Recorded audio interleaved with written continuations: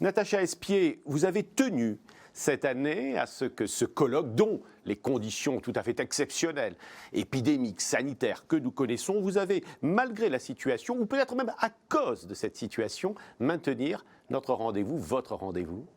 Bonjour Pascal Morel, bonjour à toutes et à tous. Oui, tout à fait.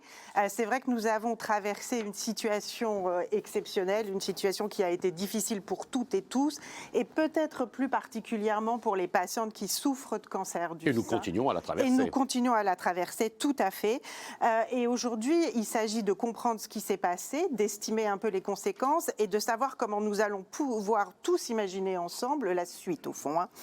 Il faut bien comprendre qu'avoir un cancer du sein, c'est extrêmement angoissant. Vous rajoutez le ou la Covid, j'ai toujours du mal à féminiser la chose, donc vous rajoutez la Covid et ça vous potentialisez, vous augmentez encore l'angoisse.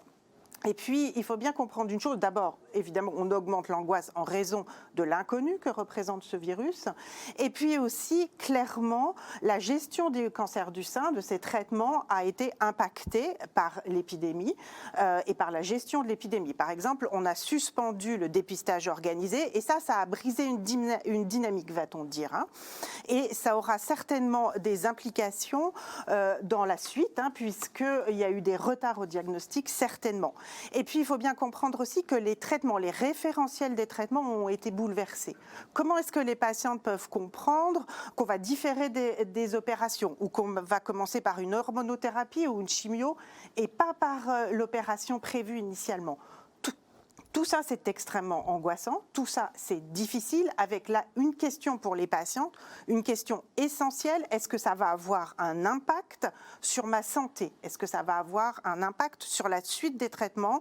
Et ça, nous allons le voir par la suite, évidemment. Et ça, ce sera à déterminer. Donc, c'était effectivement important de tenir ce colloque parce que c'est une source d'information. C'est une source d'information fiable grâce à nos experts qui vont intervenir cet après-midi. Et puis, c'est du lien. C'est du lien entre les patientes et les médecins, les experts, puisqu'elles vont pouvoir poser des questions. C'est du lien avec Europadona, c'est du lien entre elles.